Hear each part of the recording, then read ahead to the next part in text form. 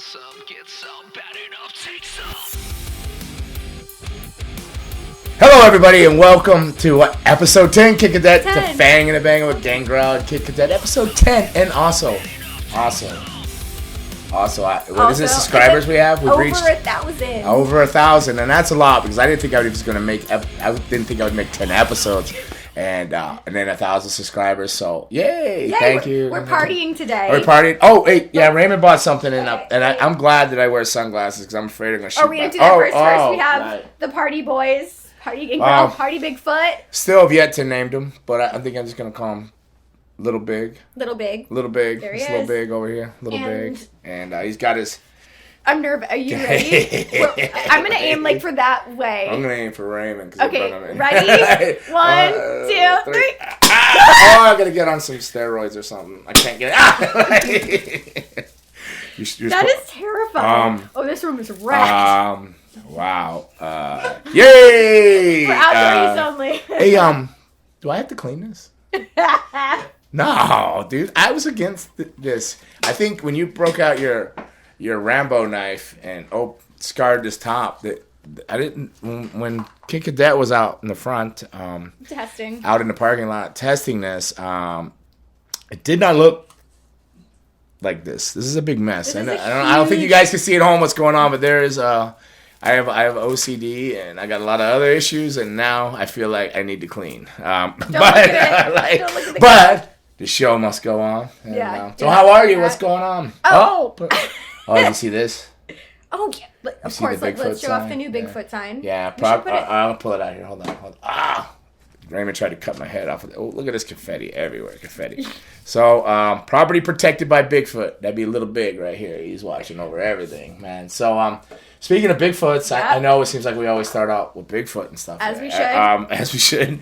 But TMZ, did you see this TMZ sighting? Yes. That was, a couple weeks ago? Time this comes out, it's Tuesday morning here. This will air Sunday. So, yeah, it'll be about 2 weeks since the TMZ one. And then there was the one in Jacksonville. So TMZ had the little big, like, it was a mama Bigfoot, like Sasquatch. And then going across the river. And then the Jacksonville one was another Bigfoot walking along the river, or in the river. It's so wild. And I like Raymond's theory that they're, like, listening to the podcast now. And now they feel more comfortable coming out, showing themselves during the day, you know? They might have been the 1,000 subscriber. Do we know who the 1,000 subscriber was? You gonna give him any credit? You gonna mail him an 8x10 or anything? No, you can't look it up. All right, well, I don't think you know. Yeah. Let's get another number. Let's hit another number.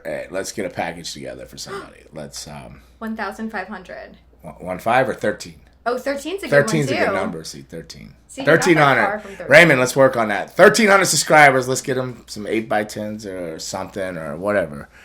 Maybe shirts, because you're going to launch the FNB at FNB.com. What is it? FNBgangrel.com. Is that it? Right? Did we promote it correctly? That sounds like you're telling Gangrel the FNBgangrel.com, mofo. Like FNBgangrel.com. So this is a website launching too, and that's the website, FNBgangrel.com? Yeah, it's out right now. Oh, it's out right now. Right now? Am I on it? I'm not on it, am I? I better get on it. I would hope so. I don't know. I don't know anything. Like I told you earlier, I had Anna order my Nikes for me. I couldn't even order things online, let alone open these dangerous celebratorial streamers or whatever they are. This room is I am so sorry. Yeah, I think I like the old-fashioned ones where you just throw them. Yay, boo. Yay, boo. I like you. For 1,300, well, yay, boo. So what went on in your week since I seen you last? Anything gosh. before we get the grinding on it? Other things? Anything? Well, I was telling you before I found out I get to host a panel for Bob Saget, Dave Coulier, and John Stamos, so that's exciting for me. Full House, Fuller House. Both, essentially. Right. So I'm just curious which Bob Saget I get. Do I get Danny Tanner or do I get the Aristocrats? You get the one that curses a lot, because it's... Well, if he's representing Full House, maybe he's got... I don't know. He's very vulgar, right? He's very foul-mouthed, right? He is. Yeah. His jokes are dirty, right? Big time.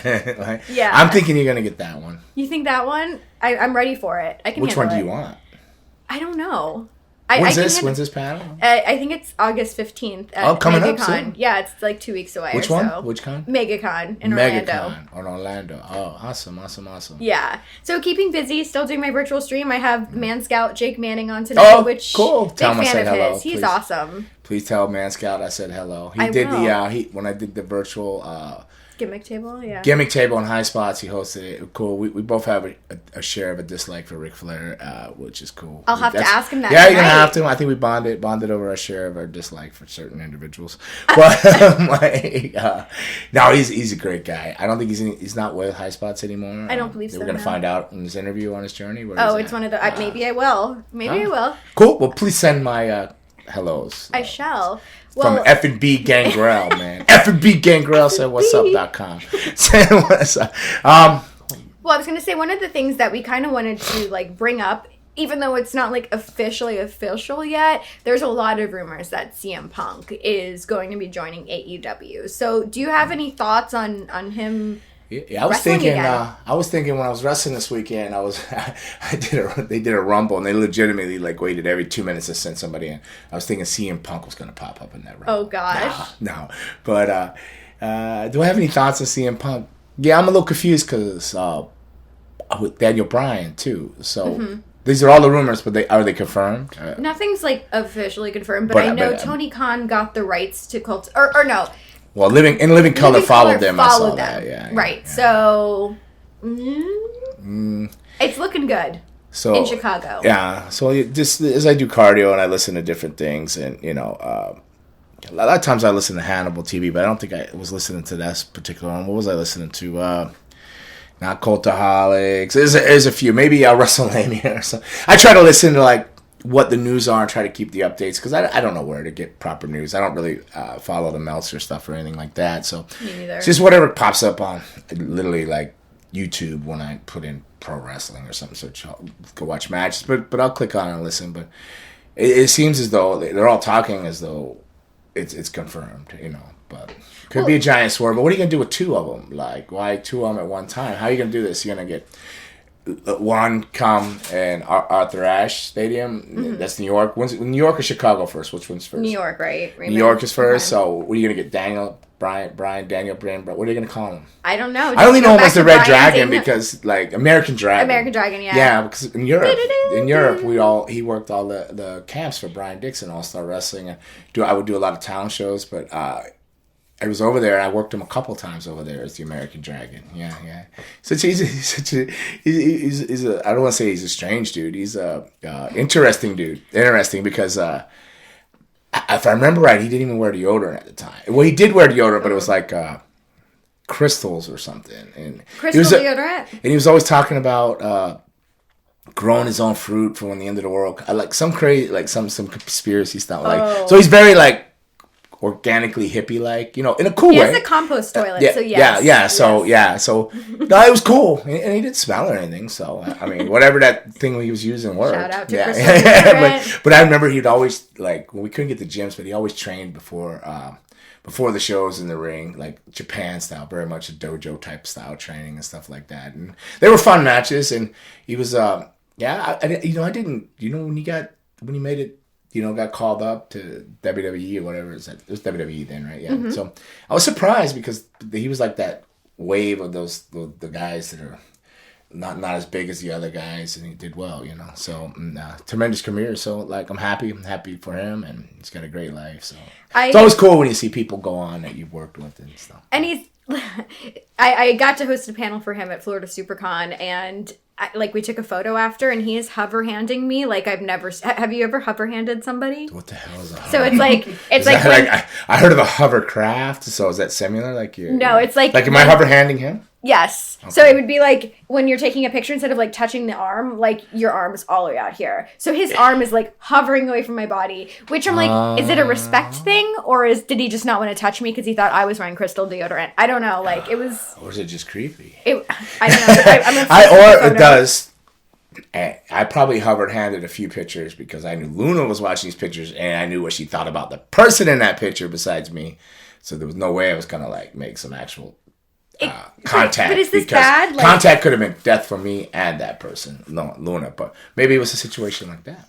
Yeah, it's anything's possible. But knowing him is probably respect. Yeah. It was he already Daniel Bryan and yeah. Yeah, maybe it's just total cautious respect and everything. I don't think it was anything strange. People started might have felt weird because you could feel the energy. Yeah. But people were like photoshopping the image, like they were putting like a Jim Henson puppet on his hand. I'll have to show you. It's pretty funny. I mean, like it's a good photo. It's a good memory. So, but what are you gonna do? What are they gonna do? Like, so Daniel Bryan was probably originally the first because CM Punk. Have you heard about Daniel Bryan or Bryan Daniels? What are they calling him? Bryan Daniels? Well, what are they doing? I don't know. And does he come out to Final Countdown? I would hope so, right? Oh, Tony has the money for it. Do you like that song? Yes. Oh, one thing that me and you finally are not. I thought this was too perfect. Oh, we're having our first fight, guys. Okay, here we go. It's our first fight. Europe, the whole you don't like Europe? No. This song reminds me of Arrested Development also, because Job is like a magician and he always comes out to that song, so it's good memories in my head. Like, anybody who knows me knows I will like turn the stage into Final Countdown song. Really? Yeah. But secretly, I've turned it, but I think it's because I know that I'm going to hum it the rest of the day. Oh, it's catchy. Wow, okay, so you're not a Europe fan. That's interesting. No, I'm sorry. Beatles? Do you like the Beatles? Love the Beatles. Okay, so we're good again. Lennon and McCartney. I like George too, though, and Ringo. I mean, I like them all. I'm Lennon, John Lennon guy. John Lennon. Terrible impression. I'm so sorry, everyone. Or Liverpool. But it's sad too. That's sad. But so back to Daniel Bryan. So he's there. What does this mean with CM Punk coming? Does that shadow his move and his debut, or do they do it together? They had this one giant great thing, and they both come out at the end of the. Is it the Chicago the pay per view? Well, Chicago's the pay per view, right? Yeah, Chicago. So do they all come out at the end of the pay per view and make a big statement together, like one? You don't go into an angle right away with them two. So more importantly, I'm gonna tell you what my honest thought was. Okay. It wasn't about them two. I was more worried about what about all the other guys that are barely mediocrely holding on there. There's like these guys are gonna come in because as I was watching the show. I tried to watch it this morning before I came here. It was one of the reasons I was a little bit late, Raymond, to be honest. And I'm usually not tardy, but 2 weeks in a row I've been pushing it. But I still get here before we start. But I'm usually a half hour to 2 hours early. But you roll in 5 minutes. But I was trying to watch the show, but things were going all sideways. But it wasn't that bad of a show. It wasn't bad. I was watching and enjoying it. I mean, Darby Allin had a good match with the Yuta. Yuma. Is that Yuma from Bay Area? Is that the same guy? Yeah, I think I recognize him because I think we were going to bring him in for FSCW or something, and then they didn't end up bringing him in. But is he from the Bay Area? I'm not entirely sure. Oh, okay. But it was a good match. I think, it was good. Except, I mean, it could be questionable with the Sting, No Cell, and the Orange Cassidy things. but it was good, man. But I was watching the show, but here's what I was thinking already as I was watching the show. Every segment, I didn't finish the show, but every segment up to even the women's had a former WWE person or Sting was WWE technically too, but WCW mainly, but a person involved in every one of those matches and done. I mean, so that's interesting. So if you're looking at that, and then here you go, you got Daniel Bryan coming in, and then CM Punk, and so it's that. Not the AEW that they proposed or pitched at one time. Now it's looking like, Did you see Nick Gage was there too? Yes. What is this? Labors of Jericho, the 7. So he faces this week, tomorrow. When's the show? Wednesday or Tuesday? Tuesday tomorrow. Right? Yeah. So tomorrow, I guess he'd face the. So a couple days ago. I thought I was going to be. I work for Hybrid Wrestling, and I thought that I was supposed to work Nick Gage because I guess they're booking me pretty frequently, and so I thought I was working him, but then. It changed, and I have Warhorse, so I saw that they advertised me with Warhorse. So I don't know, did Nick Gage sign or something? Or I don't know if he did. I don't know if it's like. What do you think, Raymond? He did sign. Oh. He scares me. Okay, so all right, so you got Nick Gage, which he's really cool. He always comes in and says, "Gangrel's a fucking beast, bro." He always says it. That's my conversation with him. I'm like, cool. Cool, man. Cool. Young Bloods, don't try to kill me. Well, after watching the thing with David Arquette, he scares me. Yeah. Nobody's. He's intense. Yeah. I mean, I guess he's, maybe he's the modern New Jack. Oh, that's an rest in interesting peace. take. Maybe, yeah. That I'll give a flip and go out there.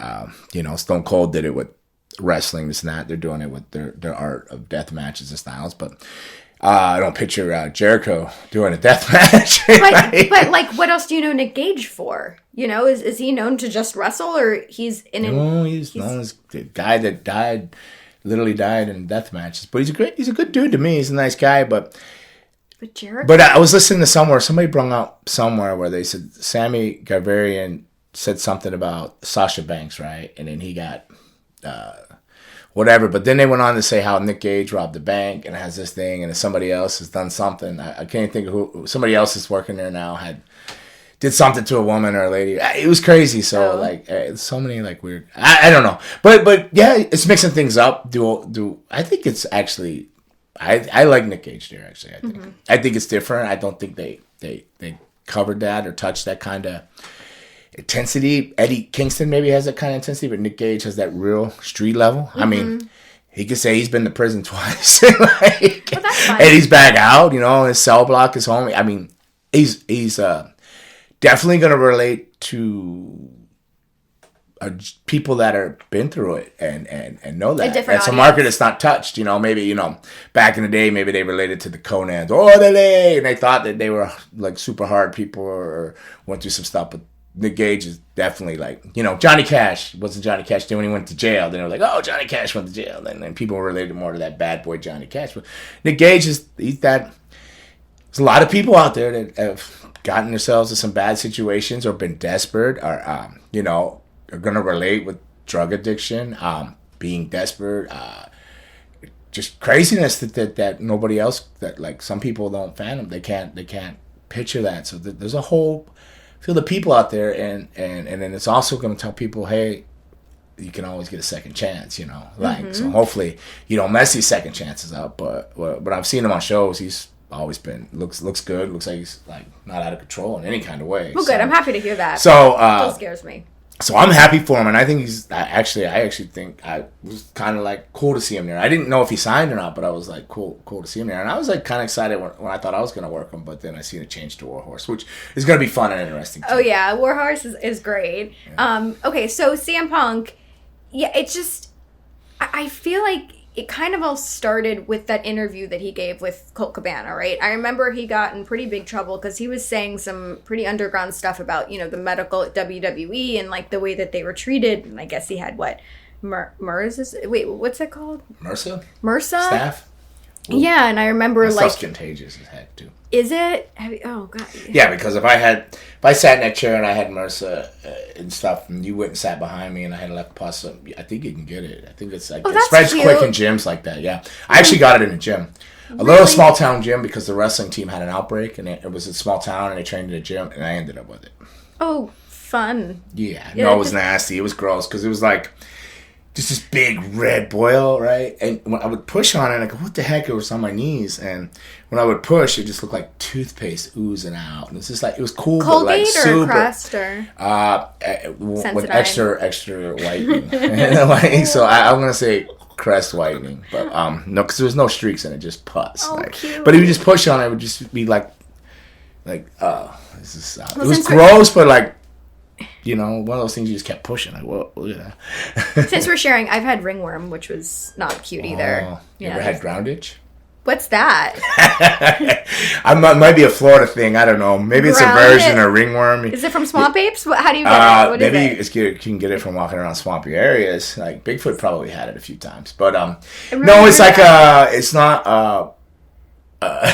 It's not quite a ringworm. It's not a circle, but it's a worm, and it's mostly in your foot, like the arch of your feet. And it'll crawl around, and you have to poke it and then paint toenail polish on it, fingernail polish on there. No, and then kill it. No, you didn't do any of that, Raymond. No, none of you guys. See, you must have money growing up, huh?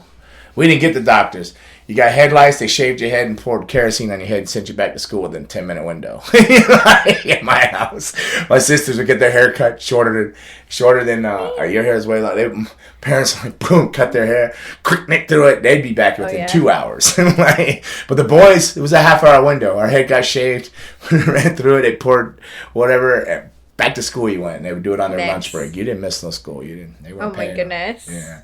So grounded, yeah. So yeah, that'd be like poke holes in it and put like nail polish or bar. This is new for me. I'm learning. You have to look it up, so man. I'm not making this up. much. I'm sure there's people out there that had it. Now they're gonna think Gangrel is disgusting and dirty Not at because he's all. had Mercer and he's had ground itch and I believe I've had ringworm. I definitely probably have had that. No infantago or none of that stuff. Okay. That's some nasty stuff. You get that all over. If it was. How did we get on all Okay, this? 'cause I was breaking up. I'm getting like itchy here. Sorry, like, big- I'm starting to... Is that his name? What did we decide on? Little Big. Little Big. Little Big. Little Big. So. Right? Little Big work, Raymond? Little Big? Yeah, Little Big. We're into it. Okay. In case y'all don't know what we're talking about my stuffed Bigfoot kicking that got me. His name's Little Big now. So he's out here, he's sitting. He's hairy, so he makes me sweat a little bit. But I've never been afraid of a little hair. So anyway, so it got brought up because I was mentioning the interview that he did with Colt Cabana. All right, and then you said it opened the windows. Yeah, and then I'm kind of shocked. I mean, like, maybe it was just his relationship with WWE and so Open the everyone- window again to the medical, right? Is that what we're talking about? The medical and poor Yeah, medical or something? Right, and so I feel like a lot of people just assumed he was done with wrestling in general, and then, he went to the MMA stuff, he showed up, so, Well, it it was takes fun. guts, though. I mean... Oh, certainly. you know, Certainly you're does. going to go fight somebody in front of the whole world. It's like, do you ever see 3 O'Clock High? See you at 3 o'clock. Never seen 3 O'Clock High? No? 3 O'Clock High? Oh, tremendous movie. So he's going to have to fight this guy at 3 o'clock. He's the dude from Crisp. He's like Jody Christopherson's brother-in-law. He was Crisp in Kindergarten Cop. You ever see Kindergarten Cop? Yes, that's the bad guy Arnold, kid, right? Okay. the heel in Kindergarten Cop. Well, I think he was the kid in this one, and he was Okay. gonna fight this other kid. And it was at 3 o'clock, and he left a note on his locker, like at 3 o'clock, I'll see you in the parking lot. And then the whole school turns out. MMA is a lot like that. They hype it. They have to. It's like you can't go, no man, it's entertainment. It's like the promos are entertainment, the hype is entertainment, but when the cage door locks. Yeah, it's entertainment for somebody watching somebody get their ass kicked. Yeah. I mean, I watched this fight. Or two people kicking each other's rear ends. That's just it just. So to show up is, I'm saying, it's like you showed up. Nothing against him. I just think. I mean, it wasn't very successful. No, but he showed up, and I think up. that's a win in life and with your own personal self. That's to me. I'm a sports guy, I guess, and I don't know. Yeah, I mean, I felt like he was going to pursue that, because he only, did 1 or maybe 2 matches. Mm-hmm. So I was shocked that, he cut his career short. Or maybe he did more underground stuff. I don't know. I didn't really follow it. So I'm just... He had to. I'm just shocked to see him wanting to wrestle again. And then does that open the door for his wife, AJ? Like, do you think she'll try to wrestle again too, or... Why did she leave? It was not injuries? No, she just retired, right? I don't remember the exact reason, but I mean, I feel like she left before her time because she was like on the top. She was the one that would do that spider hook submission thing. Yeah, the Black Widow or something? Yeah. Whatever it was. Yeah, she would climb. Yeah. Wrestling, as a wrestler that's in his 50s and is still wrestling, and I don't know that I ever walked away from it. The longest I'd not wrestled was a year because I broke my neck, and I was out a year. But I couldn't watch wrestling. I couldn't have anything to do with it because I would miss it. So I had to totally shut it out. So I get when people totally shut wrestling out of their worlds when they're not doing it because you gotta close that door because. Kind of like Pandora's box, you open it back up, all kinds of stuff's gonna come out, what you're gonna get, but you're gonna get feelings, and definitely wrestling's always been, you can look at it either way. Wrestling could be either your mistress or your wife.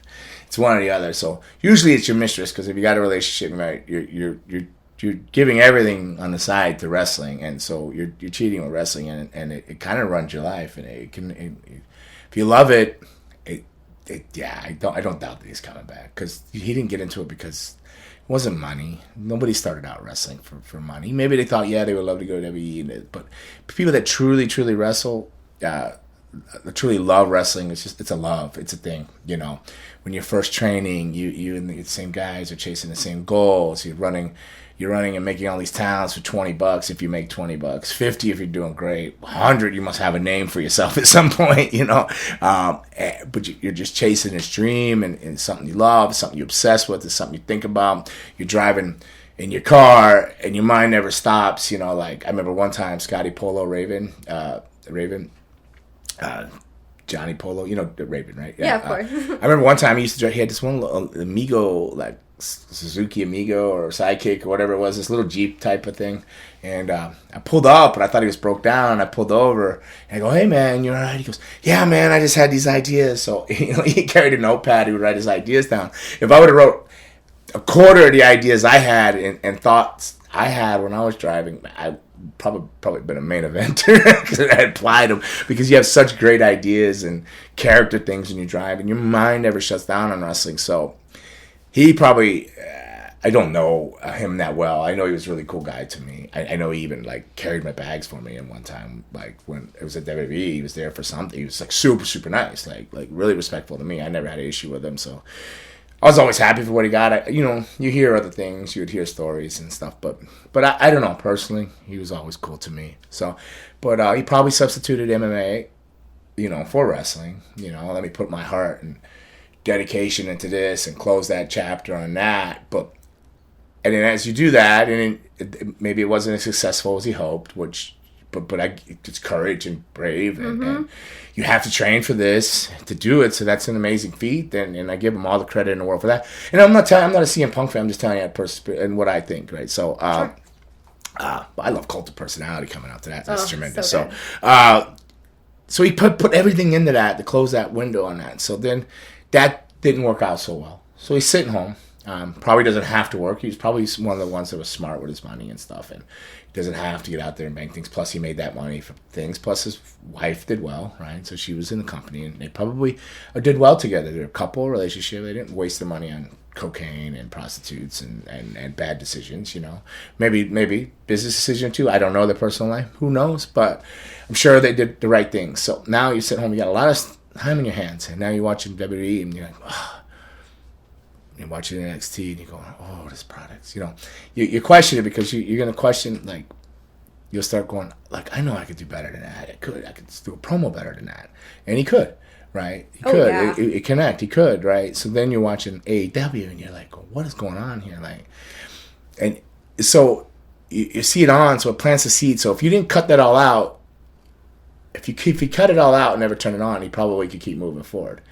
But to keep it in your life, it's hard to walk away. So then, and you're watching what's out there, and then you're seeing Jericho, so you see an older guy, and he's hanging in there, but you see the caliber of people that he's working, and then you see the caliber of people that they're trying to push, and you go, oh man, like, this could be so good. There's money here, there's production here, there's so much great things here, but these things are just not quite right, some of these things. And then, so that seed's in your head. He's sitting there, and he's probably, he says, fuck it.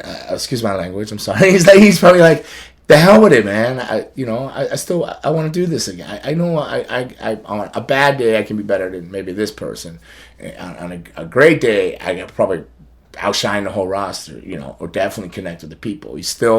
He left in such a way, like he was gone, and controversial different things, that he's still on the tip of tongues, and everybody knows Cult of Personality. So if they hear that music hit, Ooh, that's and everybody, Daniel Bryan, his injuries, he'd come back, but he's pure wrestler. He loved wrestling. He watched wrestling video over there when he's American Dragon or whatever. It was all about wrestling. It wasn't about, for his case, it wasn't about going out and hooking up with girls, so much. It was, well, maybe, I don't know, but drinking every night and getting wasted or anything. He had focus and purpose, and he had drive and a love for pro wrestling. So he can't walk away either. So why, if he loves something? So now you got these two worlds getting ready to clash, and I don't know what way they're going to clash or how they're going to get used, but I pray for the wrestling world and to the wrestling gods and the Almighty God, my God, that Tony Khan has some good business sense and does some right decisions here,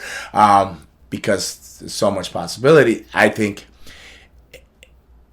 AEW went from competing with NXT to competing with the Raw brand now, or SmackDown. They've moved Yeah, on. First, WWE, it was an NXT thing, and I said that when I think these shows first started. But over this process of time and looking at the matches that I just watched this morning, and I'm by no means an analysis or very educated on any of this, but just the short little bit of stuff I've watched, and then how they've they got the former WWE, WWF, or WCW guys in almost every segment.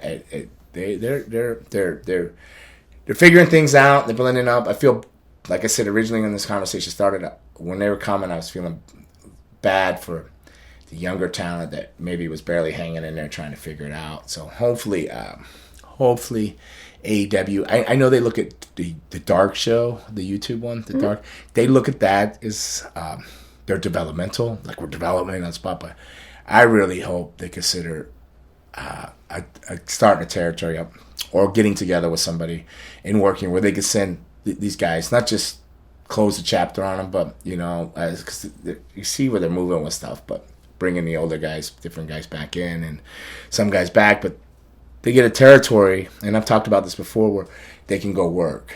They can go work, get that experience, because they're extremely talented. All of them are extremely talented. They just lack experience. They lack experience in front of a crowd, live show experience, footwork, different things that you can only learn in wrestling every night. You can't just wave a magic wand and go, poof, little B, little what do we call him? Little Biggie E, little E, little B. What we call little B, right? Little B.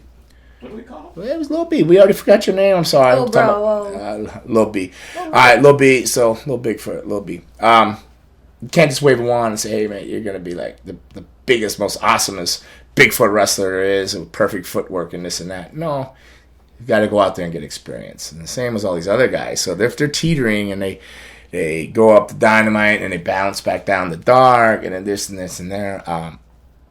Great. Dark is a great place to try things and work out gear and different things and test, the waters for angles and stuff. But they really need a territory, a small one, Florida, wherever. I don't know, Minnesota. Minnesota produce great wrestlers, wherever you want. I mean, if they're a Florida company, so I say Florida, South Florida, and I would love to be a part of it in South Florida, so I'll say South Florida, right? Whatever. But yeah.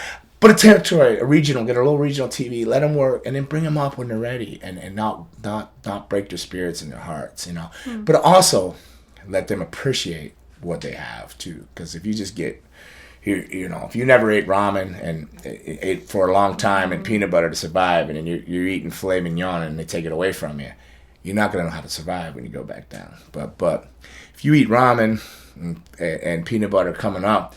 When you're eating filet mignon, you know that you're going to cut half of that away and put it away for later because when bad times come, So you'll start doing that with money and different things, and you won't just be silly with bad investments and experiences and stuff like that. So there's a lot of reasons I think they need that. But I worry about the younger guys with those two coming, because it's already, when I looked at the show this morning, I mean, maybe it was that particular show, but it was like I didn't finish it. I got up to the women's match, but every segment, I mean, the Darby Allin one and stuff, it had Sting, so that was like, he was out there, but the other ones had him in like matches, competing in matches, and that's great. I was glad to see Doc Gallows. Yes. Doc Gallows in there, because he's put some size on. I like that he kept putting his zipper up. It's some stuff I would do. I only notice stuff like that. But he's believable. I was glad to see him there, and I'm a big Frankie Kazarian fan. He's a good guy. Yeah. I didn't want to see him lose like that or get beat up, but you win some, you lose some. You win some, you lose some. But I'm a big Frankie fan, and Chris Daniels and stuff. But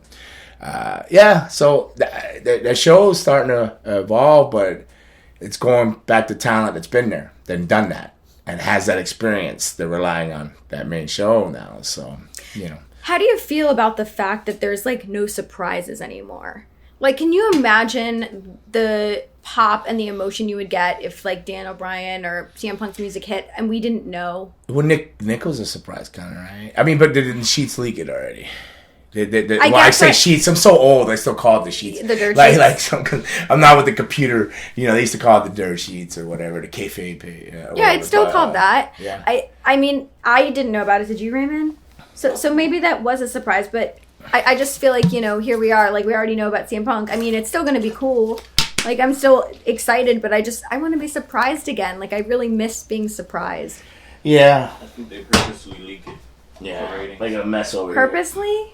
AEW's ratings have been really good because you're watching it every week, expecting CM Punk to show up, and then you're buying. Yeah, that's interesting. With the rumors. Well, all right. Enough AEW, all right? Okay. All right, enough CM Punk. How about... I know where you're going. Where? Maybe not. Where are you going? Finn Balor back on SmackDown, I believe? What? Where was I going? I was going to be big-headed and somehow slide myself in. Let's go. Edge mentioning the Brood. Mm-hmm. But then the Ministry got a bigger pop right after, right? So the Ministry.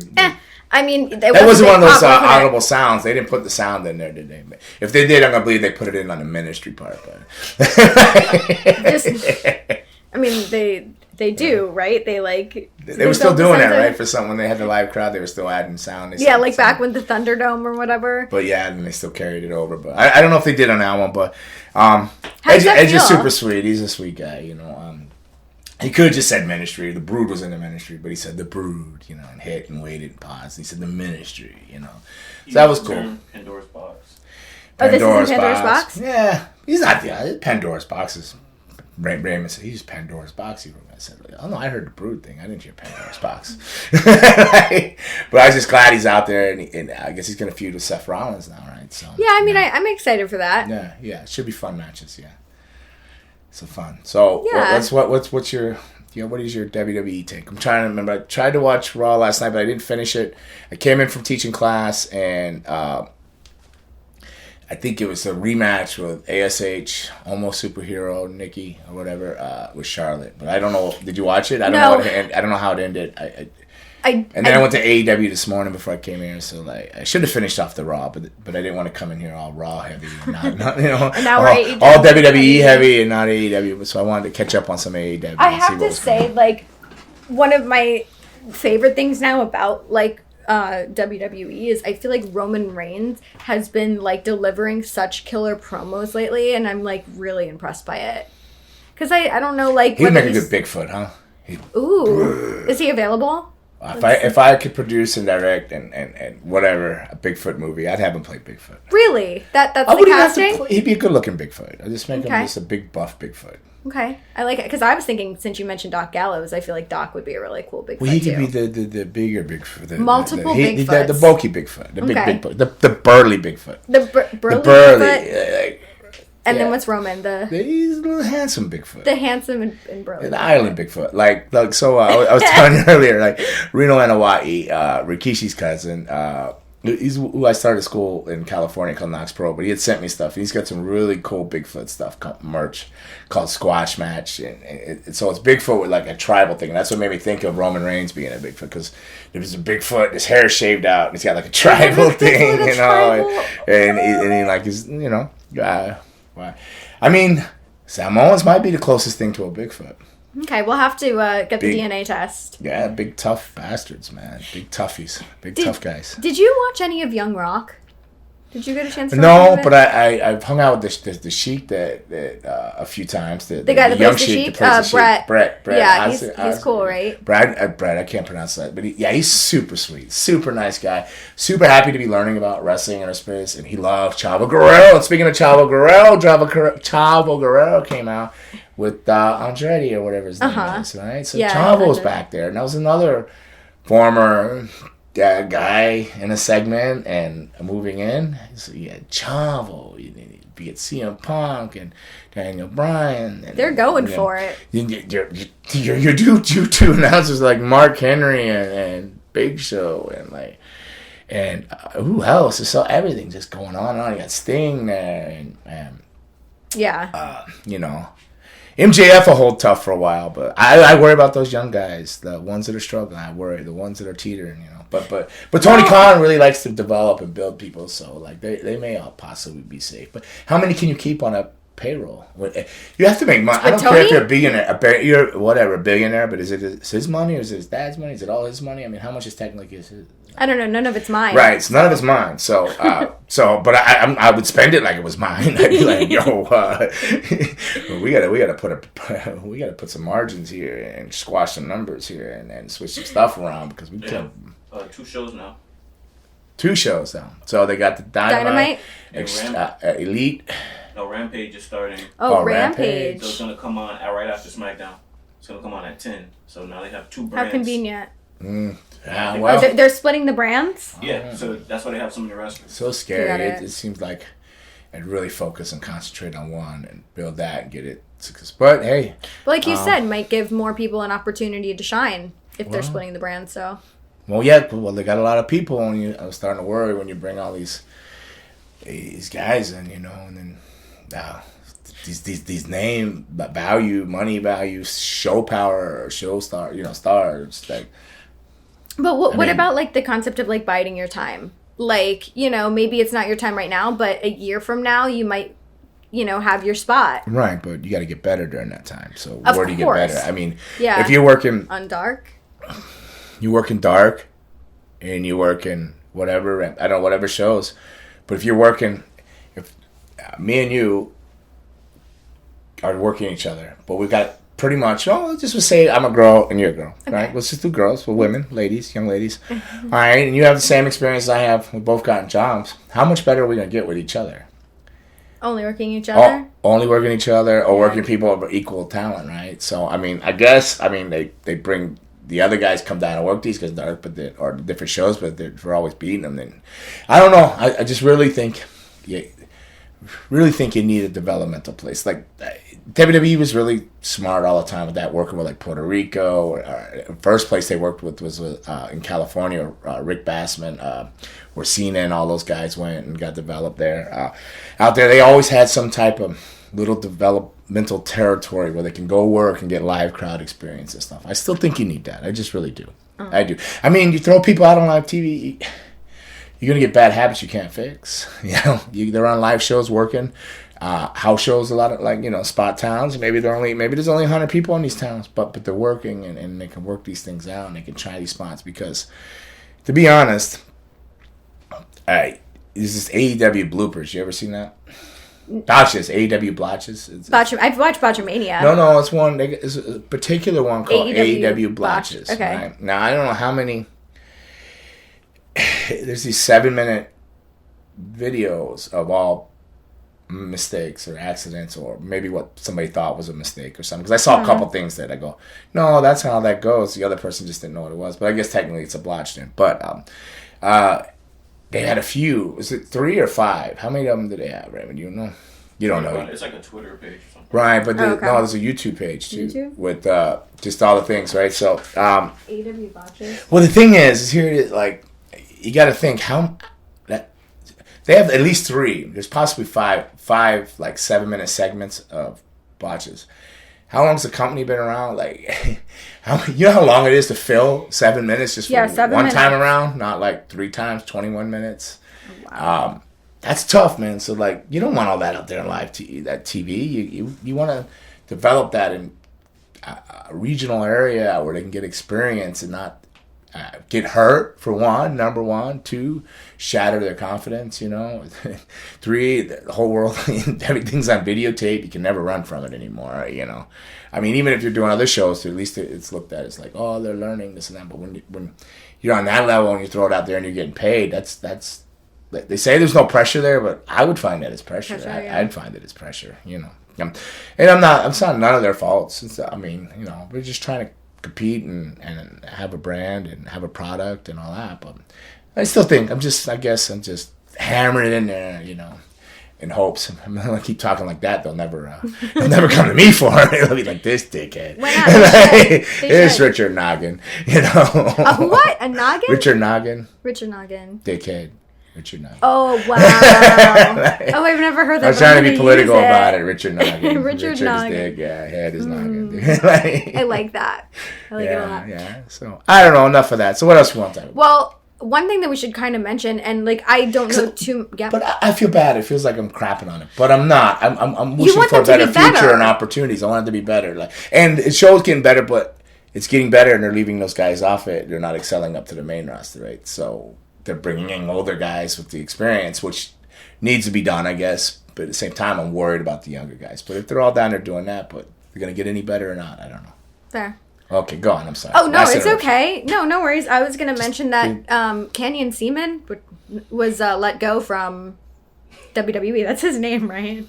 Oh, It is, oh, yeah. I'm sorry. I thought you Richard asked me, Noggin? can I semen? And I'm like, what? Like, what does that even mean? Like, I was like, I was just talking about the developmental territories, not me. Oh, my God, I didn't be no. like, That's like, his name, right? Right? Yeah, Canyon Seaman. Yeah, that's it. That's it, Yeah, right? Yeah, Okay. that's his name. It's legit name. Okay. He was like a while ago though, wasn't he? Like It was just announced a couple days ago. I think it was confirmed. Confirmed, like yeah. a couple of days, but I think it's probably been over a month or something. Oh, it's been that Maybe. long, huh? Yeah, he's hired a couple people that I know. It was kind of weird business practices I found on a couple of the girls. I thought it was kind of weird, but that's not my business or my place to say. But maybe that caught up to him. Maybe he was part of all that trash bag things, or garbage bag things with Ridiculous. Where they, Mickey James when they sent. What did they did it to a few people, right? It's so gross. Why would you do? First of all, Who though, are you? at least they got their stuff back. You know what they told me? My stuff, like stuff my mom bought as gifts, like chalices. No, it's his property at WWE. I was like, yeah, my mom bought that. Oh, well, it's stored away. I'm like, oh, my mom bought that for me. I brought that. It's fine. At least they got their stuff mailed back to them. Like I was thinking, look, they got their stuff. I didn't get mine. Bastards. Oh, no. Yeah. I don't like that. Yeah. Ooh. And then the guy that knew where all that stuff was, he was there for years. Richie and Magic, they called it Magic, where they did all the props and stuff. They just wiped all that out too. Got rid of Magic. You know, he would do all the things and set the cars up and all the little stuff you saw all the way through the Attitude and all that. And it's kind of like when they rephased things and changed everything, they kind of got rid of him. You know. Why are whoever's doing this is a real Richard Noggin. Yeah, real Richard Noggin. So things have changed, but yeah. So I don't know. Maybe it was that all got stemmed. Yeah, the trash. But maybe it was something of that. Maybe it was some of the things that I've seen personally and thought was shady. I don't know him personally, but just a couple of people, a couple of girls I know that got hired. It seemed like there was something there. Mm-hmm. I don't know. They weren't down with. But I don't know. They never said. They just said it was a vibe, a feel. And I go, no, nobody meets you for a dinner to hire you by yourself. It needs to be other people. Oh, that's there. inappropriate. That's yeah. So I don't know though. I don't know the cat. Okay. But yeah, I guess he's gone. So, but Johnny Ace is back, right? Doing all that. Is that who's? Yeah, maybe. Johnny Ace has hired and fired me more than anybody. Oh, really? He's hired me in all Japan. He's fired me in WWE like twice. Because I've been there 3 times. So does he want to let me go all three times? 2 of the times for sure. I'm trying to. John Laurinaitis. Yeah, John Ace. John oh. Laurinaitis. Yeah, Johnny Got Ace. it. I'm sorry, I still call him Johnny Ace. Okay. Remember he's the dynamic dudes? Him and Shane Douglas that came down with skateboards in Florida and NWA, and then he's the one that he used to. His finish was the cutter. He used to call it the Ace Crusher. You know, Okay. Johnny Ace. I like his voice. I feel like there's something really. Yeah, he got soothing injured about in it. Japan. His larynx or something. I don't know what it is. I just want him to like read me the news. I don't know. I just like his voice. I think it's dope. I can't do it. Yeah, don't hurt yourself. I don't want to hurt myself. I'll end up. I could do Luna, but I can't do Johnny Ace. You know. Luna's voice doesn't hurt. No, her. You know, her uncle was. You know, her family was wrestlers, right? Yeah. So like the Vachon family, and she was. Her dad was whatever. You know, she didn't idolize him as much as she did her uncle. Her dad was always drinking, drunk. Her uncle was the Olympic wrestler. He was the tough guy. He was known to be tough. So she was always trying to imitate her uncle. Your Uncle Mad Dog talk like that. I'm gonna rip your eye out. You know. So she had when I first met her voice was still. It was still sweet and everything, but over the years, they said she did so much vocal damage trying to talk like that she had to that was like almost her natural voice, and she had to force the sweet voice all the time. So it was like life switch, you know. So her working voice was after wrestling because she was still trying to sound not so gravel and grizzled, like she smoked 20 packs of Marlboros a day and swallowed razor blades, you know. But it came from talking like that. Trying to describe me is like using a screwdriver to cut roast beef. Whoa. You know, like she would talk like that all the time. That's intense. Unpredictable. You know, like. That's really good. Yeah, well, I had to listen. She did all my promos. I couldn't do them. Oh, wow. I just sat there and went, you know, I started time. Yeah, what she said, yeah.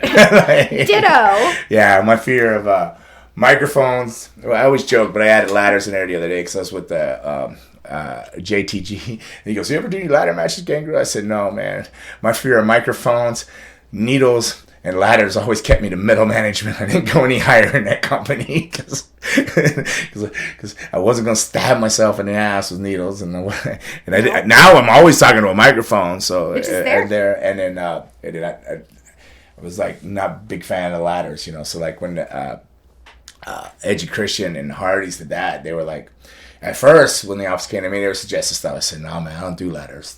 It was probably the biggest mistake of my life. I should have went out there and faked it and tried to get through it, you know. Maybe caught everybody and came up with something creative that I didn't go up the ladder. If I did, I came back down it the same way I went up it safely. You know, I don't mind big bumps, but I'm not afraid of.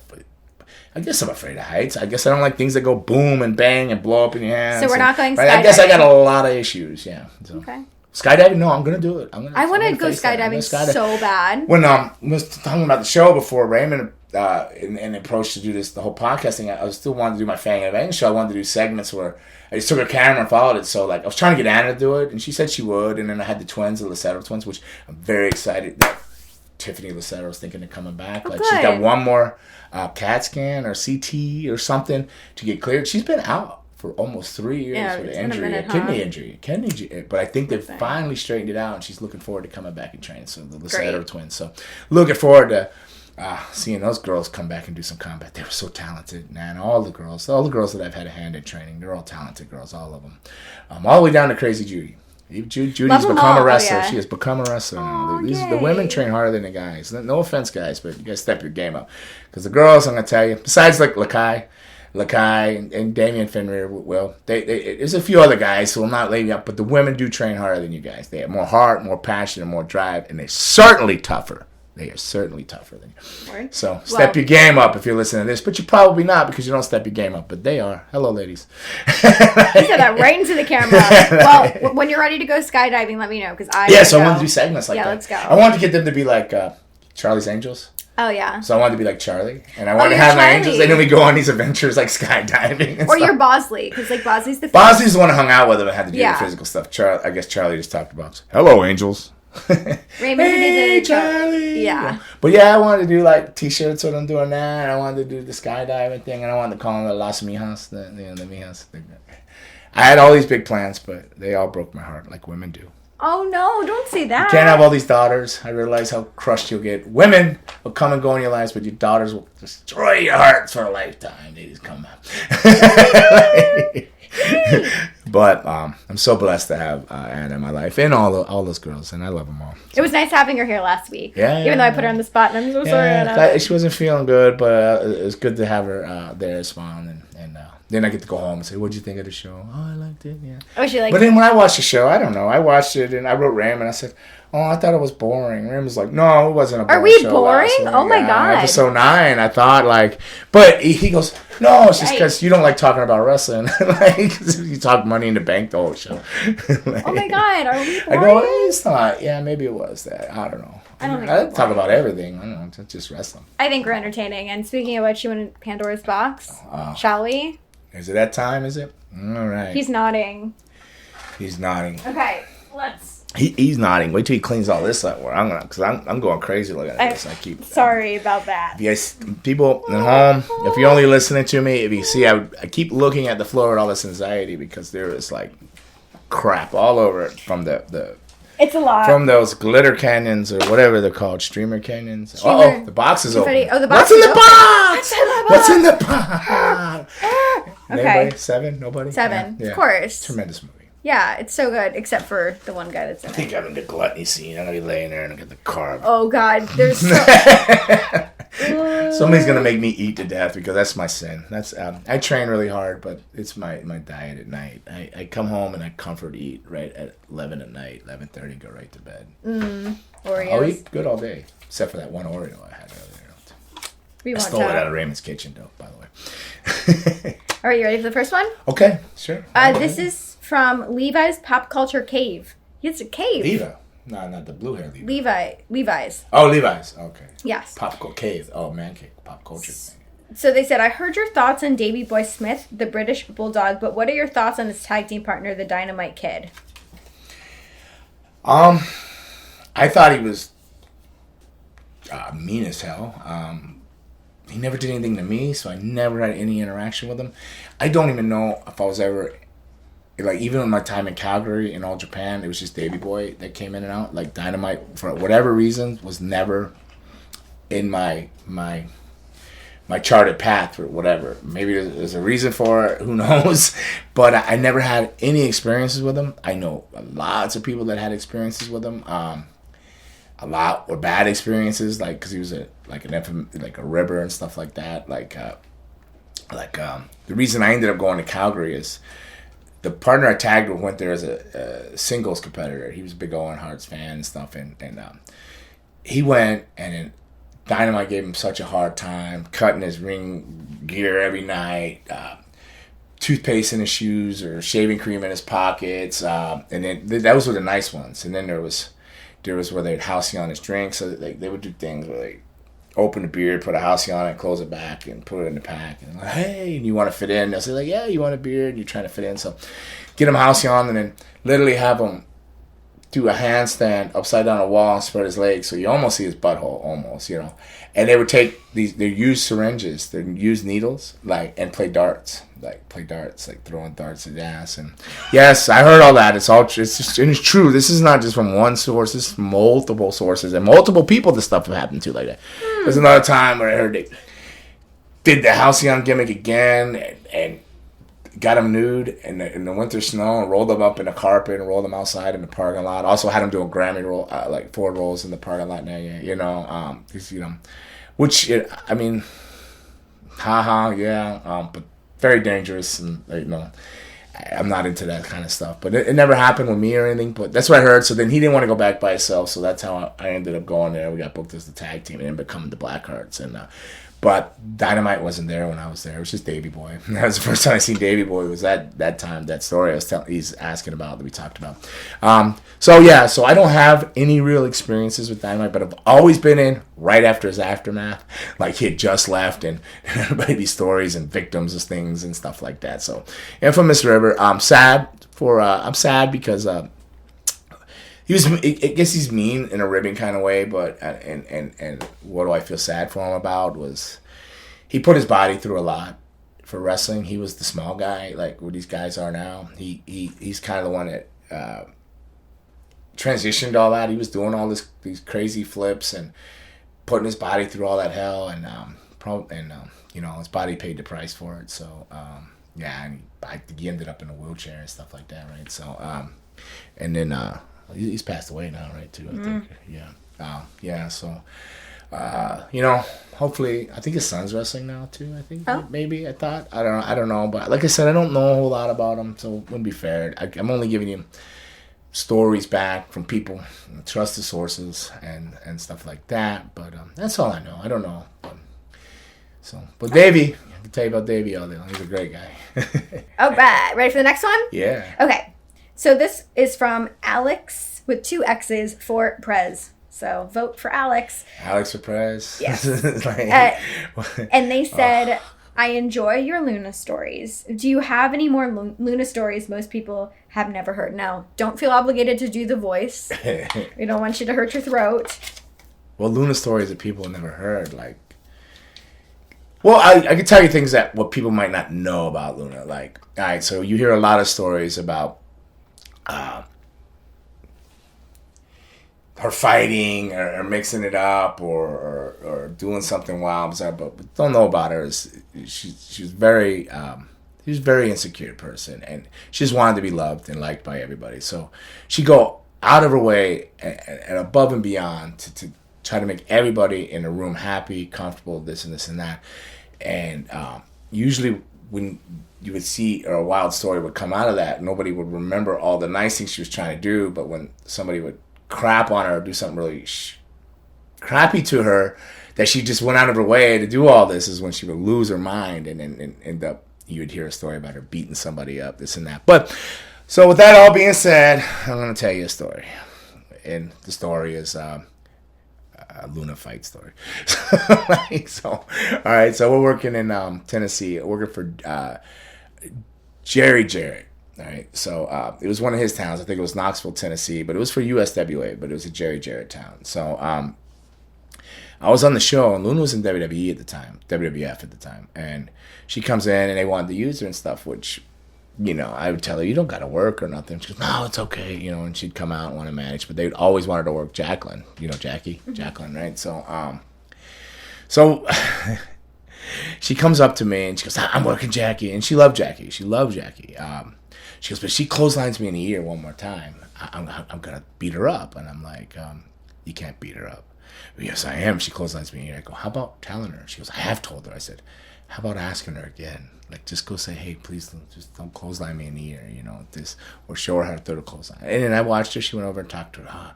I go, okay, all good? She goes, yeah, it's all good. So they go out there, and the match is going, blah, blah, blah, blah, blah. And then out nowhere, clothesline to the ear. So I believe Jacqueline was supposed to go over in this match, but she clotheslined Luna in the ear. Luna, like this no soul, got up, blasted her, took Jackie's hair, wrapped it up in her hand. Like, I would picture her in a ring, right? So she wraps her hair up her hand and throws her over the top rope.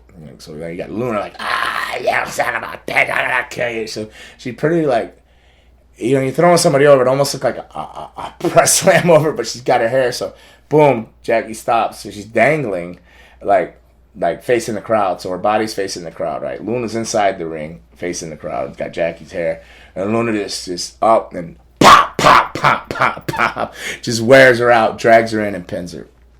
1, 2, 3, and then I'm like, oh my gosh, you know. And I was a manager. I believe I was managing. I was out the ring.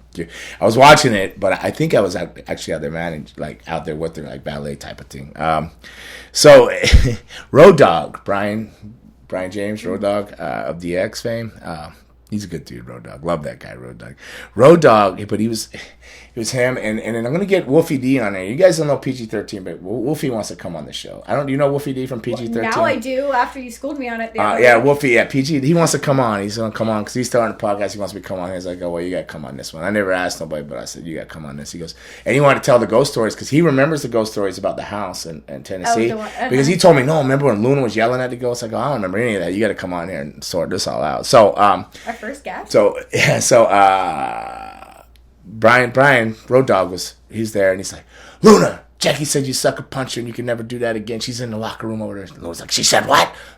So Luna knocks on the door. Well, she doesn't knock on the door. She thumps on it like Andre the Giant, like boom, boom, boom. Sounds like Jackie opens the door and she just blasts her again. Pow! Drops her and just starts beating her up. I'm like, oh, I'd pull her off. And I got fired for that. They didn't fire Luna. She's in WWF. They fired me. And because there's Jeff Jarrett, Jerry Jarrett, and then there's the Eddie Marlin. It was actually Eddie Marlin's town. Their dad. There's Eddie Marlin. He goes, David, I can't have women fighting and beating each other up like this. I go, I said, I didn't beat anybody up. He goes, yeah, but I got to let you go. I go, oh, okay, but I can't control it. He goes, what? Then he goes, yeah, I just can't have this. That's not normal. That is not okay. And I go, no, I agree, but you put her on the show. And I didn't, but whatever. You want to fire me? That's fine. I was like, all right with it because I was ready to go home anyways.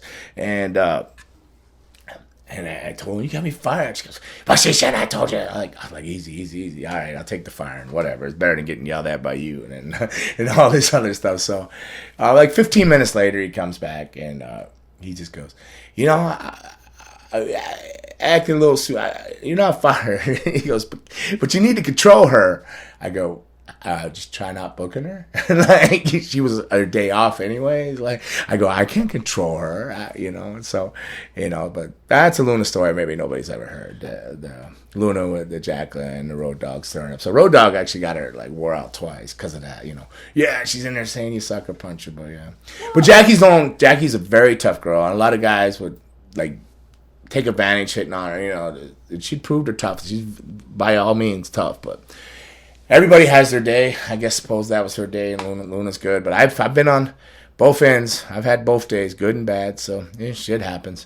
Well, Luna did say don't clothesline her in the head. She did. And Jackie's probably just trying to prove something. Who knows? They might have had somebody else stirring. Brian could have been stirring it up with Jackie that whole time. Or maybe it's an accident. Or it's just an accident. Maybe an accident. Ooh, that's an interesting story. Yeah. But that might be a story nobody's ever heard with Luna. But But Jackie's a sweet girl. great human. Like, I love her. She's good. Whew. That was a crazy story. Man, all right, ready for the next one? All right, as long as there's no more stuff like that. I don't think so. Okay, this is from David D. And he wants to know, do you find the culture here a lot different than in the States? And what has been your favorite place to visit in the UK? So I guess they're from the UK. Somebody abbreviated this question. Raymond must have wrote that in there because I think this is an abbreviated question because I think I read this. Because, like, I do read the YouTube stuff. I read it and then I move it out of my email.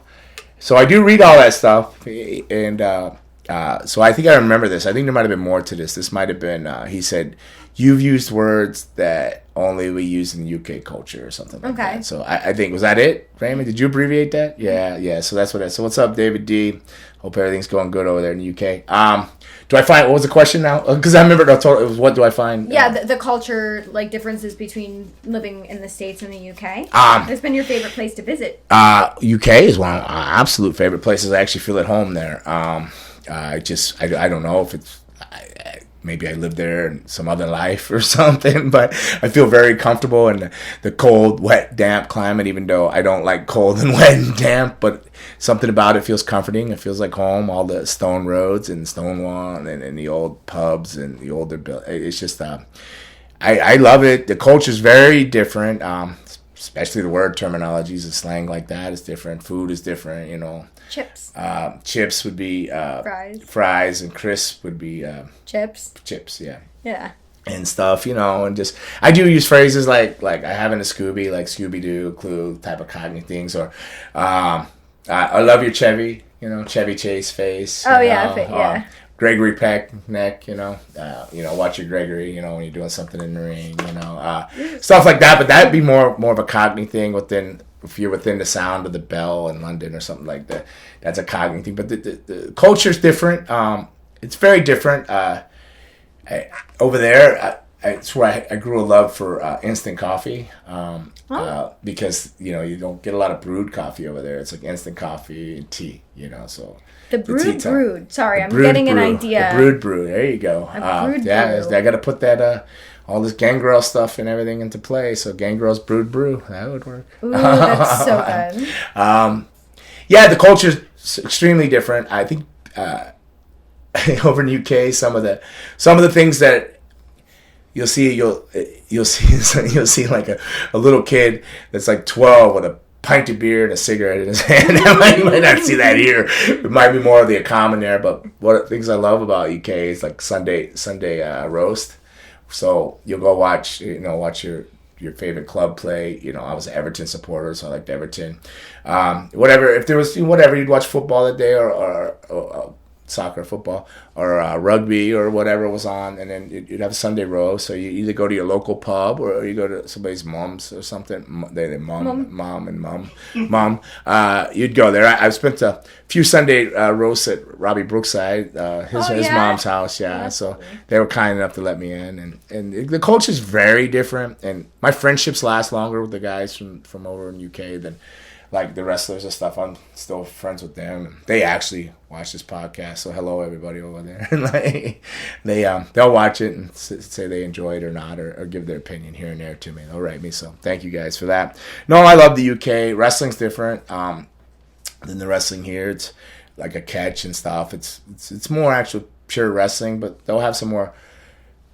Like they accommodated the roles and stuff in the training here that came from the UK because they do a lot of things that are roles, but it's also for safety. It's to program your brain to get your brain, you know, everything floats in water, so you automatically, if you trip, you fall, or something goes wrong, you're going to counter. You're just going to instinctively roll, you know, action, reaction. If you trip or something goes wrong, and your first action would be the roll, whatever's the natural one. So you program them. A lot of it came from there. So there's tons of things. It's different. But yeah, I love the UK. I was spending, what people don't realize is like for the last 20 years, except until COVID hit, I weaned it down the last 3 years prior to COVID to like 1 month tours. But I would do 2 to 3 months, come home for a month and go back and do another 2, 3. So I was doing like anywhere from 4 to 6 months a year in the UK for up to like 18 years. Wow. Like, yeah, I started out on the Ireland tour. As soon as I got released after my broken neck in WWF, WWE, Oric Williams brought me over, and he asked me if I was open. It was like 3 days after I got released. Like literally, he said, "Are you open?" I was like, "Nobody's gonna know if I go to Ireland anyways." And internet, So I go, "Yeah, man, I'll come over." And I went. And I did a 3-week or a month tour in Ireland, and for him. And he goes, he always called me Young Dave. Young Dave, do you got anything else planned? I go, "No, you're my first booking. I'm home." He goes, "Well, I'm gonna send you over. If you want to go, I'm gonna send you over to England to work for Brian Dixon." And I was on this Irish tour with Brody Steele, Big Peter Smith. He's a big guy, 6'8" and stuff. So when we went to Ireland on his first tour, I'll go back to that. We're working for Oric. Like, they had a guy named Doghead. It's like the nicknames in England and the UK are great too. Because this guy Doghead. So Doghead would build these rings, but the ring was like, it might not even have been 12 by 12. So I was working Brody Steele every night, and he's like 6'8". So literally, one of his gimmicks is the big boot, right? So he'd be leaning on the rope one way, and I'd be hitting the ropes on the other side. So we're leaning, and he'd have his boot up, so I couldn't get off it. So I was taking a big boot. We'd both be in the ropes, and I'd come off, and he's so tall. We'd take a boot to be in the center of the ring. It was really comedic to wrestle in that ring every night. But then they started using like James Mason's ring and stuff like that. James, who's like, I think is now with like what a tremendous wrestler, James Mason. He's with I think he's with the UK version of NXT, all that, the developmental over there and stuff like that, as a trainer or something, or coach. Awesome. Or coach, or was, or is, or still is. I don't know what the status is, if they're open now over there or what, but they started using his ring, so then the rings went to like a 16-footer, so much more room than a 12 by 12 there. But yeah, he asked me had anything planned, and I go, no. And then Peter was going over, Brody Steele was going over to work for Brian Dixon, which was, I think, another 2-month run. I can't remember because I did so many tours over there, but I should remember my first ones, but there was so much drinking in Ireland, and I was a drinker back then, drinking in England. And I would literally put my pint down in the wings of a opera house or something, and go out to the stage and do a lot of theaters, right? Like really cool old theaters. That's what's really cool about England too, because you work a lot of theater shows, and they're like really cool, majestic, and spooky and haunted. Awesome. Yeah. So I put that down, go to the ring, and come back and pick up like I settled in way too comfortably over there. My Sunday roasts, my pints every day. But so I went over with Peter, Brody, Big Brody Steele, and I don't know if I did a month, 2 months, or whatever it was. It was no more than 2 months that first time. So I did a month in Ireland, and then or 3 weeks in Ireland, and then I did either a month or 2 months there, and then Brian Dixon, great guy. He's probably, this is his 50th year right now, I think, running All Star Wrestling Promotions. This is his 50th year. And, I think he's trying to get me to come back, but I don't know when the borders are opening of when they're going to get venues, because he wants to finish it. And I guess I would secretly like to finish it off the 50th year tournament. But I love it. I would still go all the time. But being I'm getting married, she wasn't a big fan. So when I started getting with her, that's when I started winging the tours back to like 1 month, 3 weeks. But so I was over there with him, and I worked for Brian Dixon, and the rest is history. Just like, so I'll see you. And this was probably in February or something. So then the summer would be off, because I didn't do the camps. You hear about all these camps they do over there and stuff, the Butlins and stuff. But I didn't do the camps.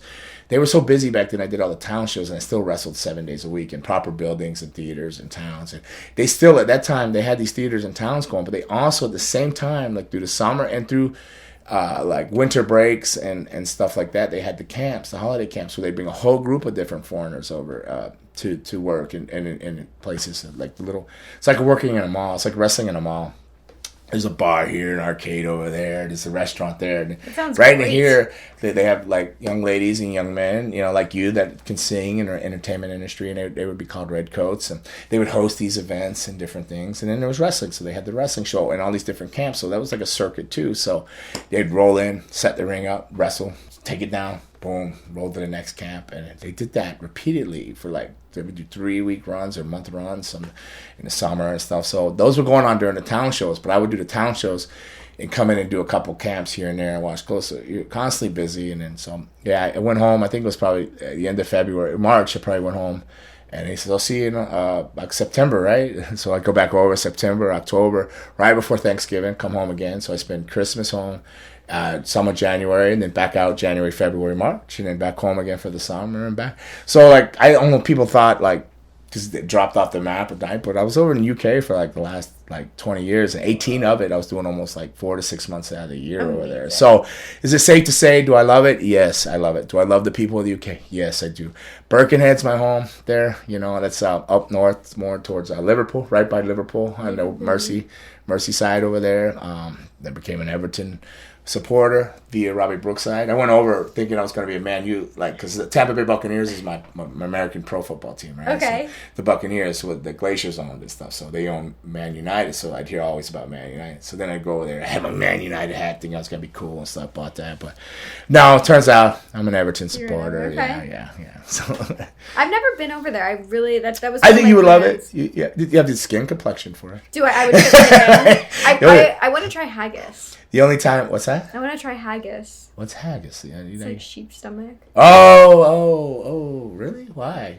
Just say I did it. You say you did it along with the balls too, right? They eat some of that. I don't want to eat balls. I don't want to eat sheep balls. You want to eat sheep stomach with no sheep balls? Yeah, why not?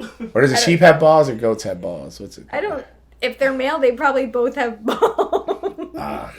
Anyway, But no, you would love it there. I think you would love it, and they have a lot of quiz nights, which is trivia nights. Oh yeah, Bart. So a lot of all the pubs have a quiz thing. So you would excel over there, and then you get to sing too, and they have a lot of karaoke. I'm into it. And everybody has a good time, and you know, and there's not a lot of guns, so you don't hear about anybody getting shot or anything. You know, you might go out. Some dudes might have a little dust up, and that'll be it. They'll come back in and have a pint together and be over it and stuff like that. You know, it's in the, you know, you hear about gangs in the bigger cities, but it's not like here. You don't feel it. It's a really cool place. I love it. Well, maybe I'll tag along next time you go, and we'll go eat some haggis. And I'm guessing yeah, you're gonna dig this. Here we go. You're gonna dig this. I don't know if I'm supposed to put this out there or not, because probably guess who's going to Romania in March. Really? Bram Stoker, Dracula, everything. So I'm so gonna go over there. They're jealous. putting a thing together. I forgot to write them back and agree on that money deal. You should do that. I forgot. So I got to do that when I leave here, because they're probably thinking I'm being a jerk, because I I asked for one thing and they offered another. But it wasn't. I just got in the shower and was late, right? And so I never answered it back, because they're on a different time zone. But yeah, it's looking really good that I'm going to go over and they want to film like a documentary thing, and Bram Stoker's Dracula, and then our wrestler show, and then I'll do a seminar, because they have a wrestling school in Romania. So I'm stoked. Looking forward to that. So maybe Romania will be my new home, because it's close to Bulgaria. So I'm thinking about maybe sliding over and Metodi, their one student. Yeah. I'm going to tell him, listen, tell your parents. Well, he says, you don't want to stay at my parents. They're very humble. You want to stay at my friend's house. He has a better house. But I'm going to say, hey, somebody needs to open the door, because I'm going to go explore Bulgaria too. So, but I'm definitely going to Romania. So I knew you'd get a kick out of that. I'm so jealous. No. Okay, well, have fun. Have some time, but not too much fun, so you can come back. Well, maybe this podcast, if we're right there, we have enough subscribers. Maybe we get the minutes up. You guys start watching this thing and stuff. Maybe Please we need some money to take this thing on the road. Let's go. Yeah, I think the flights are about $2,000 each. Yeah, it's not crazy. cheap, No. but Raymond, do you think I should read that thing instead of? Yeah, we should end it with that. Okay, so we're gonna save the rest of these. Oh, we never get too Pandora. See, somebody's long-winded with their answers. That's okay. That's what we're here for. We're here for the stories. So, Raymond. I was here for the party. Here for the party. Gretchen was. Okay. Well, Raymond sent me something yesterday, and I'm not sure whether you read it. Raymond communicating a lot, huh? We're all in this together. We're in this together. I think he sends me a message. I don't answer till 12 hours later, and he's like, "This guy." Well, okay. So you might have read this already, but we really felt like it was worth mentioning, because this is like really beautifully written and so kind and so nice. Uh-huh. So I'm going to read this to you. If you've already read it, just act surprised. Okay. Right. So this is from Logan Jackson. Was this on it might have been on YouTube. Yeah, YouTube. Okay. So they said the now infamous Freeway Slim Thick from Instagram here. And they said they heard you say that you personally read the comments, so they wanted to try to convey a heartfelt message to one of their favorite people in wrestling. Now, I'm seeing the OU, so I'm assuming they're from the UK, possibly. They said, I was born during the Ruthless Aggression era, so unfortunately I never got to see The Brood on TV. I grew up on Edge and Christian, however. Fast forward 15 years, and I'm rediscovering my love of wrestling. My mom says, you gotta check out The Brood. And when I finally did... Yeah, go mom! When I finally did, it was such an insane experience. From the entrance music to how you guys were presented and your unique moveset. I instantly fell in love with the team. And then, as I often do when I discover a talent I know little about, I began to start reading up on you and eventually ended up watching your interview on Hannibal TV. David, you say your hope is to be remembered as a nice guy outside of wrestling, and by God, you will be remembered by me as just that. You come off as one of the most genuine, heartfelt guys in the business, and that's not always easy to find. Love the podcast, love your work, and appreciate everything you guys have given the fans. Keep fangin' and bangin'.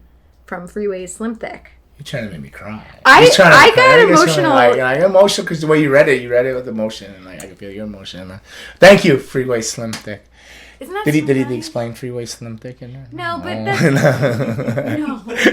Hope we got that right. Please let us know if we got it right. No, that's super sweet. And you know what? Did you just ask me what I wanted to remember? Didn't somebody just ask me? I think that was a question. Oh, that was Anna and her questions. Did I get the same answer? Sort of? Something? I don't know. That's a good thank you. Thank you for the compliments. I don't know what I am, but I do. I just try my best to be a kind human being. And you are. I don't know. I have my moments, but I'm human. We all have our moments. But...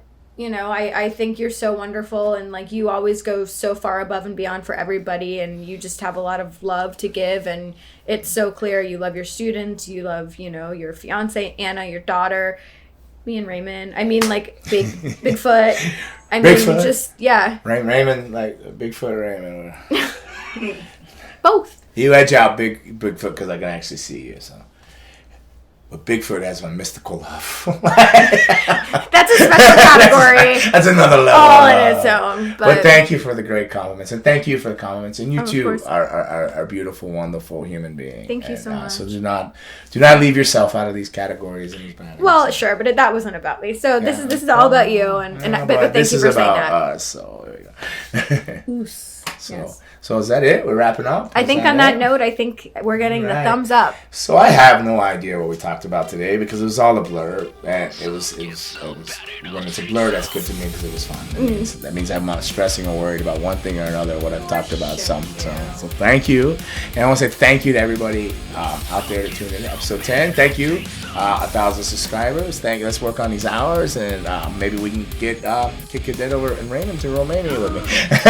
Please. So I think it's gonna be done like a documentary type of thing. So that'd be cool. So yeah, everybody, thank you for checking out Bangin' and Bangin' with Gangrel and Kick Your Dead. So wait, want some? Get some. Bad enough. Take